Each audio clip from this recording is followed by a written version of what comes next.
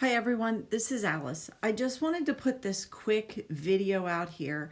I noticed that a lot of people are having difficulty with the Excel, the sums, the formula, the functions, and so forth. So I'm going to do a quick tutorial here for you.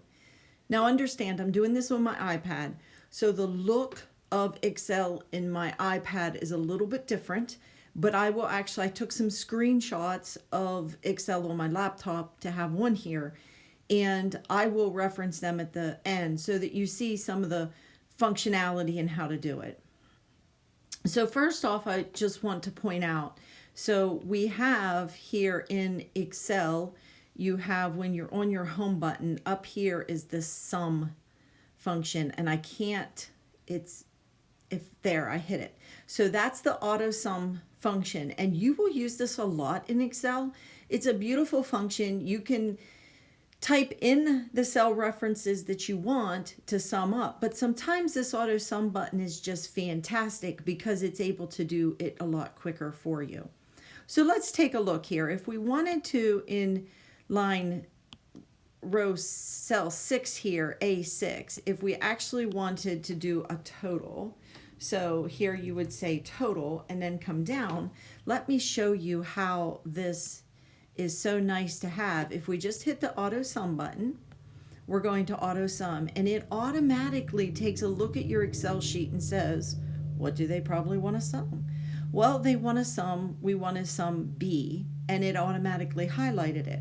So you see here the reference is B1 colon B5. That means B1 through B5. So you can type that as well. Another way that you can do the sum is you can say equals, and then you can put a parenthesis. You don't even need a parenthesis in this case because we're adding it. You can say B1 plus B2 plus B3 plus B4 plus B5. You can do that, and then you see how all the cells are highlighted that you're going to be summing, and then you can hit enter. So you see how that's a different way that it does it.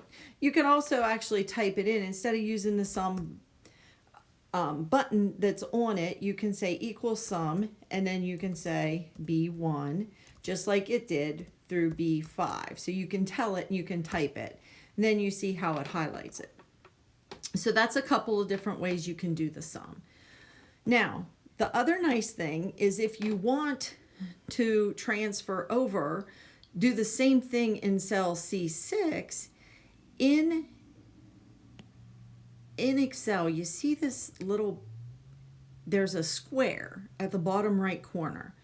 We want to use that. It's actually very handy because if you grab that and you pull it over, and my iPad wants to write here because I'm using the pencil. So I'm not going to be able to do that. Let me see if I can do my finger. If I can grab, yep, there. So I grabbed it with my finger and I pulled it over. And I'm just going to say, okay. So Excel is funky on that. So we don't want to do that. But you can actually, so if we copy this, if we copy that, let me hit the undo button here, hit enter. Okay, so I'm going to Control C, which is copy, and then here I'm going to Control V. Okay, so the iPad doesn't like that. So let's, if I had my computer, it would show you. But in your computer, if you just grab this little square and pull it over, that'll be perfect. That'll do what you need it to do. It will actually copy. The nice thing about it is it actually takes it and it will change the cells to the C cell.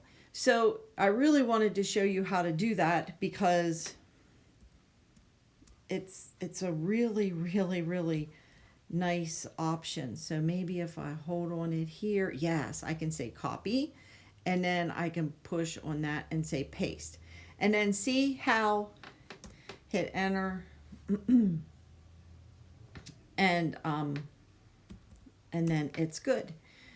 So you can see here in the sum button here, up here, it only wants to draw in certain parts. You can see in the function line that it's C1 through C5 that copied. So that's perfect. So feel free to use that. Another thing that you have in your assignments that you're working on is you're to do the average.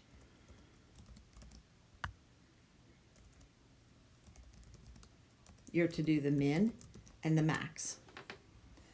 So when you do the average, you say equals AV, you just start typing it, and look, Excel actually gives you options that come up with that. So select average. Now it wants to know, what do you want the average of? Well, we want to do B1, the colon B5, because then we create that and then just hit enter. Well, it doesn't like it because it has additional stuff. So make sure that it only has that, hit enter, and there's your average.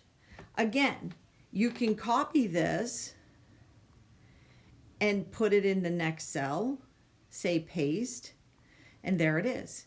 It does, you can see up here at the top, it says equal average C1 through C5, so it changed the cell.